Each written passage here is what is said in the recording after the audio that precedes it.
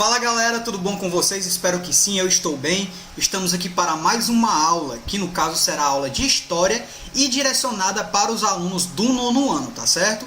E assim como nas aulas anteriores, sugiro que vocês peguem um caderno, peguem um livro, porque nós vamos precisar, tá certo? Então bora lá começar a aula, mas antes disso, roda a vinheta. Anote o número. Então galera, capítulo 3, Revolução Russa. A gente já vem discutindo esse capítulo, capítulo 3, desde o início das nossas videoaulas, não é isso?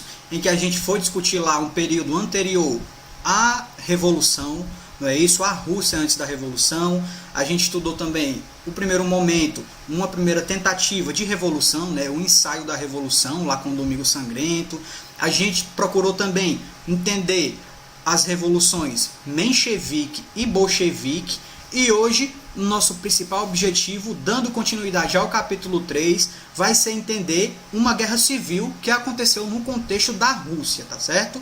Então hoje vai ser uma aula bem interessante, uma aula bem tranquila, e é isso. Bora lá começar. Então galera, sobre a guerra civil, inicialmente, o que é que a gente pode falar? Essa guerra civil ela se iniciou em 1918, tá? Com alguns países, com alguns exércitos se inserindo no território da Rússia, invadiram o território da Rússia. Então foi França, Estados Unidos, Inglaterra, Japão e outros países invadiram o território russo, tá? Por que é, Wesley, que eles invadiram esse território? Gente, eles invadiram, primeiramente, um primeiro motivo, eles invadiram porque eles temiam que de fato essa intervenção socialista na Rússia tomasse proporções maiores, né? E que de certa forma o socialismo tirasse a hegemonia do capitalismo. Então eles tinham essa preocupação dessa influência socialista no restante do mundo, tá? Então essa foi uma primeira motivação.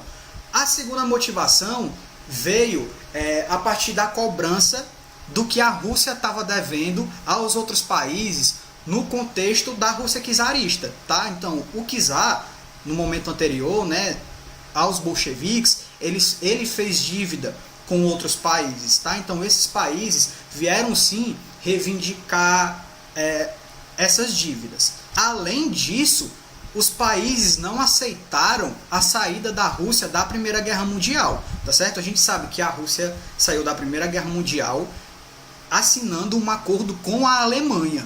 Foi isso? Então os países disseram, olha, a gente não está aceitando porque vocês entraram num acordo com a Alemanha para sair da guerra, para sair da Primeira Guerra, então a gente não aceita isso, tá, gente? Então, ó, esses foram os principais motivos que fizeram com que esses países entrassem na Rússia.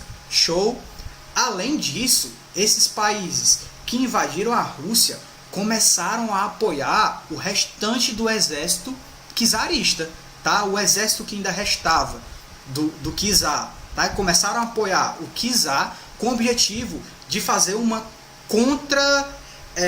contra-revolução, tá certo? Fazendo com que o czar voltasse ao poder novamente, tá? Então, a esse lado foi dado o nome de Exército Branco, tá certo? Os bolcheviques que estavam no poder nesse momento, vendo essa situação toda, eles também decidiram criar um exército, que é chamado de Exército Vermelho, que foi liderado por Lenin e por Trotsky, tá? Eles exigiam o serviço militar obrigatório e o Exército Vermelho, gente, chegou a contar com 5 milhões de soldados, tá? Então era muita gente. Ou seja, a gente vê aí as proporções da guerra civil que iria começar a acontecer na Rússia. Show? Então, galera, a gente vê que se iniciou de fato uma guerra muito sangrenta e que sem dúvida nenhuma dividiu a sociedade, tá? De um lado ficavam aqueles que tinham perdido os privilégios e do outro ficavam aquelas pessoas que acreditavam numa sociedade melhor e em melhores condições de vida, certo? A partir disso, galera, para enfrentar melhor esse contexto de guerra, o que foi que Lenin fez? Lenin implementou algumas medidas, tá certo? Na sociedade e em múltiplas perspectivas, tá certo? E essas medidas foram intituladas de comunismo de guerra. Por meio do comunismo de guerra, gente, o Estado passou a centralizar ainda mais a perspectiva econômica e política, tá certo? E como foi que isso foi possibilitado? Lenin, ele extinguiu todos os partidos políticos, tá? No caso, obviamente, restou só o Partido Bolchevique, que em 1918, em julho de 1918, passou a ser chamado de Partido Comunista. Essa medida afetou diretamente os sovietes e os sindicatos também, que começaram a sofrer com as exigências do Partido Bolchevique. Então, galera, com o comunismo de guerra, outras medidas foram tomadas, tá? Então a gente pode citar aqui, ó, o fim da liberdade de imprensa, tá? Sem liberdade de imprensa. Além disso, a criação de uma polícia política que investigava e reprimia todos os opositores, tá certo? Então agora existe uma polícia que era específica para reprimir todas as pessoas que iam de encontro às ideologias e às perspectivas do Partido Comunista, tá certo? O que foi que aconteceu? A estatização atingiu todas as empresas, a obrigação dos camponeses de entregar a sua produção agrícola diretamente ao governo, que iria retribuir, né, iria redistribuir, no caso, conforme achava necessário, tá? E isso pensando na guerra, essa distribuição iria acontecer em prol da guerra, tá? Então, galera, todas essas medidas foram defendidas com o discurso de que as medidas precisavam ser defendidas para que a revolução de fato conseguisse vencer. Então, galera, o que foi que aconteceu? Os países que de fato alimentavam ali a guerra, que estavam inseridos diretamente na guerra, eles estavam fragilizados e eles ainda estavam tendo que lidar com os problemas advindos da Primeira Guerra Mundial, tá certo? Foi a partir disso que em 1922 a guerra acabou e o Exército Vermelho foi o vitorioso, tá certo? Porém, a Rússia, diante de todo o conflito da Guerra Civil, ela ficou, né, muito fragilizada, os problemas sociais de fato começaram a aparecer, tá? A fome voltou e a população ficou descontente com isso, sem dúvida nenhuma, tá? Então a Rússia, de fato, todo o sistema ali se viu fragilizado. Então, galera, pra gente praticar aqui numa questãozinha bem rapidinho, tá? Bem facinho, eu peço que vocês abram o livro na página 430 pra gente resolver essa 21ª questão aí, tá certo? Ó, então bora lá, ó, Rapidex. Resuma o significado do comunismo de guerra. Então, galera, o que foi o comunismo de guerra? Foram as medidas tomadas durante a Guerra Civil que objetivava centralizar o poder político dos bolcheviques. Não é isso? Então anotem aí, ó, 21ª questão. Comunismo de guerra.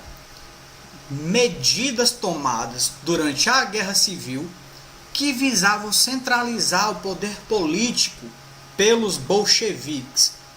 Show? Agora, o nosso objetivo vai ser discutir a nova política econômica, tá? A NEP, no caso, e a construção da União Soviética, certo? Então, galera, o que era que estava acontecendo? Com o objetivo de contornar toda aquela situação de destruição gerada pela Guerra Civil, em 1921, anterior ao término da guerra, Lenin lançou algumas medidas econômicas com o objetivo de tentar reverter a situação social que a Rússia passava naquele momento, tá certo? E tentar mudar todo aquele perfil de desigualdade social que estava acontecendo naquele período, tá? E o que é interessante falar, gente, é que o programa econômico, ele previa algumas características capitalistas, tá certo? Como o direito à propriedade privada e, além disso, a instituição de uma economia de mercado em pequena escala, lógico, tá? Com isso, galera, o que se buscava era impulsionar a produção agrícola, tá? Para fazer com que a fome, de fato, fosse minimizada. E, além disso, o objetivo também era aproximar o Partido Comunista dos camponeses.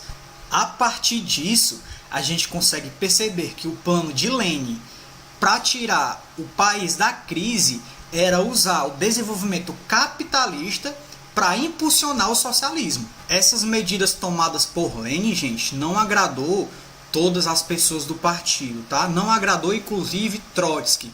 O que era que ele dizia? Que essas medidas, de certa forma descentralizadoras, iriam tirar a autonomia do Estado soviético. Então, galera, o que é que a gente tem? Por mais que essas medidas que foram impostas por Lenin tenham sofrido algumas críticas, elas, de certa forma, fizeram com que a Rússia superasse ou minimizasse alguns contextos, tá, dessa crise. O que foi que aconteceu em 1922?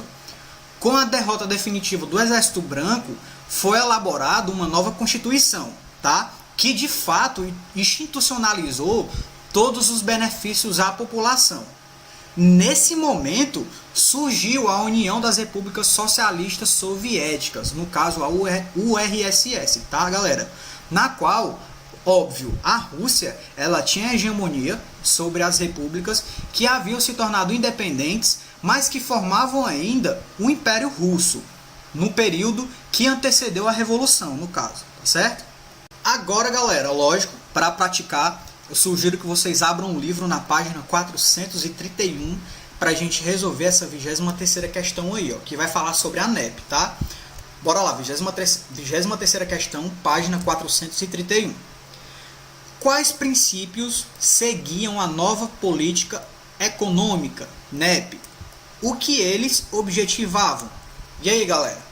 Então, a gente viu, ó, que a NEP se baseava principalmente em alguns princípios capitalistas para, de fato, impulsionar o socialismo, tá certo? Então, ó, estimulava a produção agrícola para tentar eliminar a fome e também para reaproximar parte da população, principalmente os camponeses, tá certo? Então, coloquem aí como resposta da 23ª questão. A NEP, não é? Baseava-se em alguns princípios do capitalismo para tentar estimular a produção agrícola, eliminar a fome e reaproximar a população do Partido Comunista. Então é isso, galera, a gente encerra a nossa aula por aqui. Como eu falei no momento anterior, é um assunto bem tranquilo, é um assunto bem interessante também, não é?